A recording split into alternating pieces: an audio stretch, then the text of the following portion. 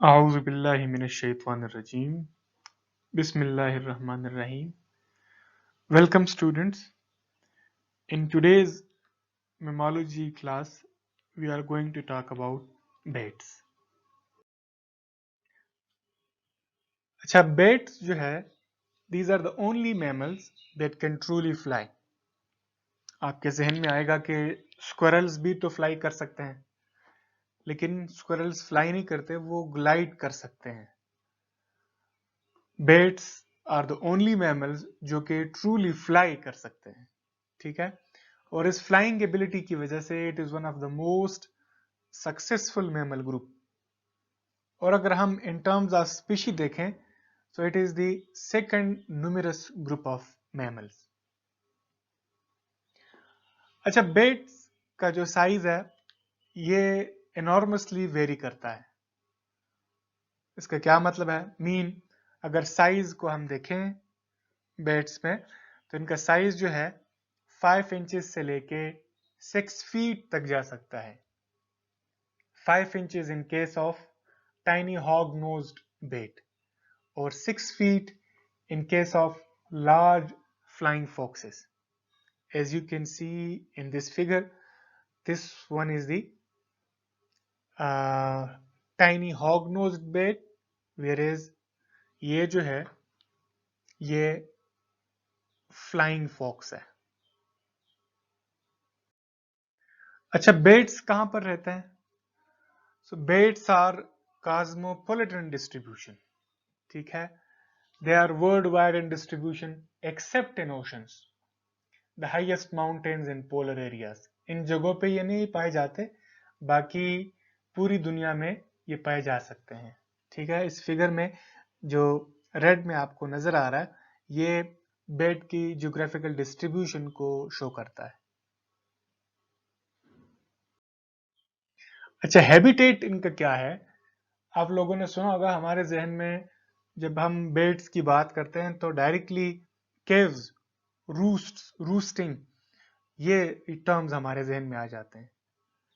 ठीक है, सो बेट्स जो है they are highly adaptable and can be found in almost all land habitats.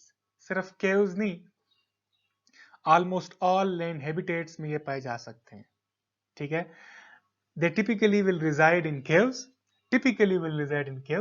क्यों? रीजन क्या है? Where they have access to water, safety भी वहां पर है, safe places to hide from predators during the day, and plenty of food. हाँ, तो एक बात ये ठीक है कि हाँ जी, केव्स में क्यों ज्यादातर रहते हैं? क्योंकि वहां पर they have access to water, safe places to hide from predators during the day, and plenty of food. अच्छा, अगर हम हैबिटेट्स की बात करें तो एक हैबिटेट जैसे कि हमने बात की के प्रीवियस लेक्चर में कि दे can be found in almost all land habitats, तो फॉरेस्ट ड्वेलिंग बेट्स भी होते हैं. हमारे पास जो मेगा बेट्स है and a large portion of those bats that don't use caves will found suitable roosts in forests. From the dense rainforests to the open woodlands, इन सब जगहों पे ये पाए जा सकते हैं, ये forest dwelling bats. Megabats have the simplest of all roosts as they hang exposed on tree branches with little protection from the weather or predators. इस फिगर में जो आपको नजर आ रहा है ये ट्री ट्रंक में एक बेट आपको नजर आ रहा है. ठीक है, फॉरेस्ट ड्वेलिंग बेट्स में अगर हम फ्लाइंग फॉक्स की बात करें, the larger flying foxes will do this in large groups और कॉलोनीज. ठीक है, जब ये लार्जर ग्रुप्स में रहते हैं ये फ्लाइंग फॉक्सेस, तो इसका इनको फायदा क्या है? This provides them with added protection from predators. अच्छा, हमारे पास हाउस ड्वेलिंग बेट्स भी है. ठीक है, हाउस ड्वेलिंग बेट्स एक due to the reduction in native forests across the landscape, क्योंकि हमने डिफॉरेस्टेशन की है, सो या एग्रीकल्चर के लिए या अर्बन डेवलपमेंट के लिए डिफॉरेस्टेशन हुई है. So there are some microbats that will utilize houses and other buildings and structures to provide suitable roost sites. हमें कैसे पता चलेगा कि हमारे घर में बेड्स है कि नहीं है? There can often be very few signs that birds may be living in or around your house. लेकिन कुछ साइंस हो सकते हैं, जैसे कि there may be droppings, there may be an ammonia like odor. तो इससे पता चल जाता है कि हाँ जी, यहाँ इस घर में birds मौजूद है। Birds that live in your roof don't do any harm. ठीक है? They will often be there for only part of the year. क्यों? As they travel in search of food, foraging करते हैं और for mating purposes. तो ये इस घर में ये they will often be there for only part of the year, क्योंकि ये travel करते हैं in search of food और for mating purposes. Foraging for food.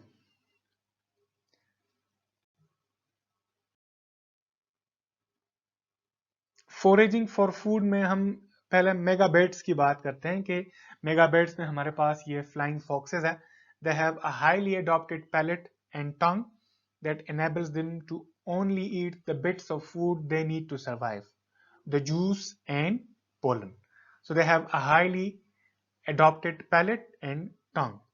ठीक है, जो बल्कि फाइबर है, चूंकि ये अगर फ्रूट खाते हैं, ठीक है, तो that is spat out. The bulky fiber of fruit, seeds and flowers is spat out. जैसे कि हमने बात की, they have a highly adopted palate.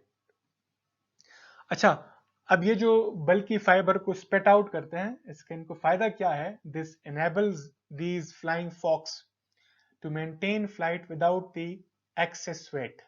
ठीक है?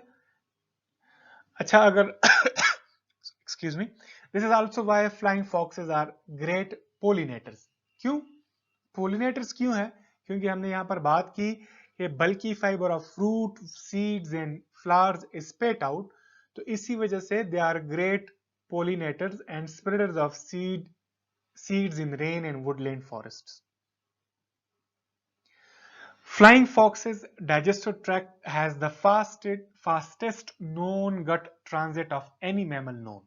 ठीक है, ये एक जनरल नॉलेज के लिए भी है कि फ्लाइंग फॉक्सेस का जो डाइजेस्टिव ट्रैक्ट है, it has the fastest known gut transit. कैसे? Anything that goes down the throat of a flying fox reappears out the other end in an astonishing 12 to 34 minutes. ठीक है, सिर्फ इसमें यह है कि पोलन जो है they take a bit longer. ठीक है, बाकी जो भी ये खाते हैं, it reappears out the other end in an astonishing 12 to 34 minutes. Pollination and dispersal.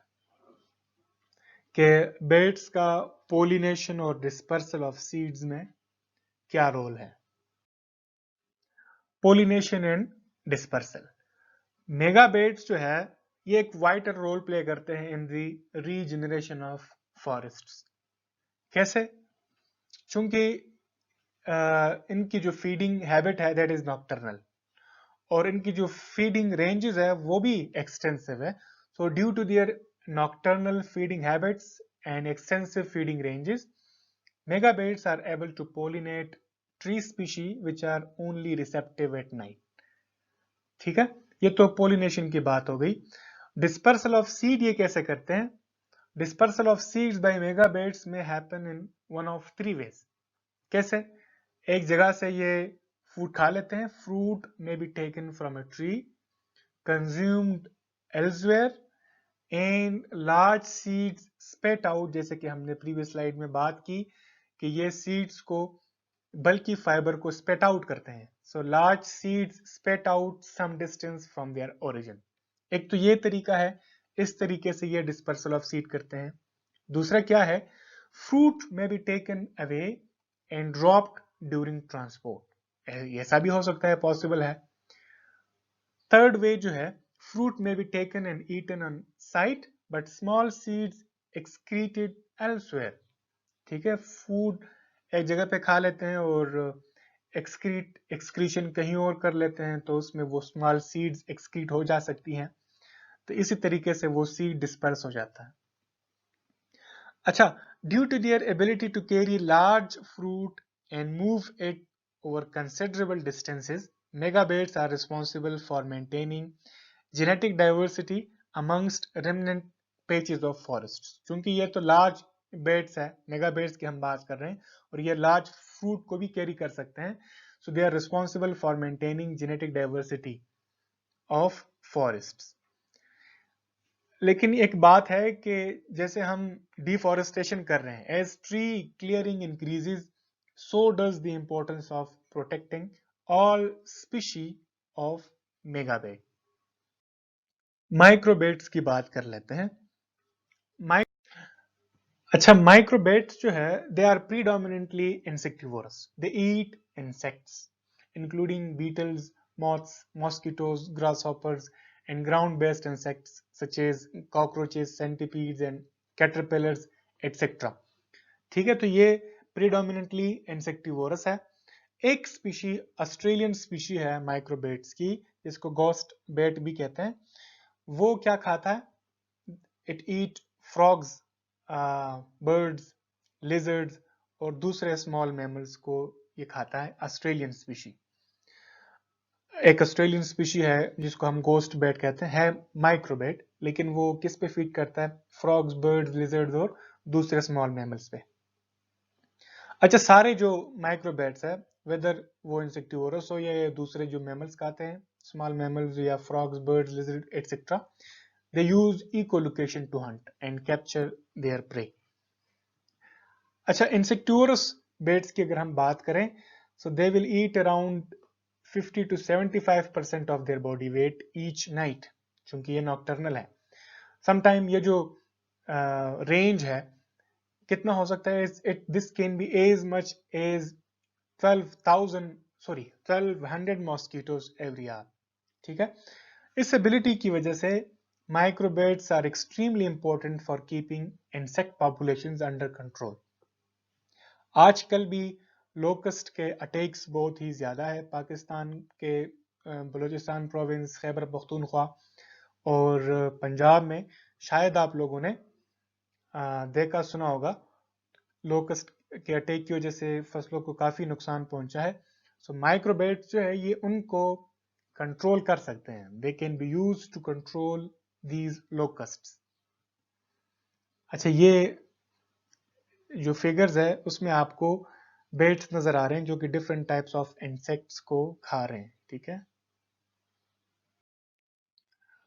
अच्छा, माइक्रोबेट्स की हम बात कर रहे थे कि माइक्रोबेट्स जो है they provide an important ecosystem services specially in agricultural areas as they feed on night flying pest insects, जैसे कि हमने बात की लोकस्ट्स की प्रीवियस स्लाइड में। अब अगर माइक्रोबेट्स का जो नंबर है, if there are enough microbats they can reduce the need for pesticide sprays. लेकिन इसके लिए हमें क्या करना होगा? It is strongly encouraged to keep suitable stands of native vegetation with old hollows to provide habitat for microbetes. लेकिन अगर हम पेस्टिसाइड्स स्प्रे यूज कर रहे हैं, if pesticide sprays are used then this can have a detrimental impact on the baits go hungry from the lack of food. क्योंकि pests नहीं होंगे तो फिर ये क्या खाएंगे? तो it will have a detrimental impact on the baits. ठीक है, बेट्स कंजर्वेशन स्टेटस। अगर हम कंजर्वेशन स्टेटस की बात करें तो जो एजेंसी है International Union for the Conservation of Nature, it currently lists 24 bat species as critically endanger. ठीक है, 24 बेट स्पीशीज को ये उन्होंने क्या कहा है कि दे आर क्रिटिकली इंडेंजर। ठीक है, meaning that they face an imminent risk of extinction. 53 species are endangered and 104 bat species are considered vulnerable. और इसके अलावा एक और बात भी है कि bats also are among the most understudied of mammals.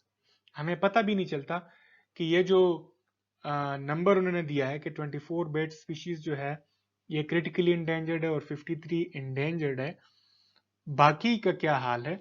तो यहाँ पर एक पॉइंट आप ध्यान में रख लें कि IUCN ने 226 बेट स्पीशीज को लिस्ट किया है as data deficient. There is simply too little information available to determine their conservation status. Of the 1296 bait species that have been assessed by the IUCN, almost a third are considered either threatened, threatened में mean वो vulnerable भी हो सकते हैं, endangered है कुछ उसमें, और कुछ critically endangered है, या data deficient है, indicating the need for more conservation attention to these species. Thanks for watching. अगर आप लोगों के कोई क्वेश्चंस है तो आप अपने व्हाट्सएप ग्रुप में क्लास के दौरान पूछ सकते हैं। Thank you.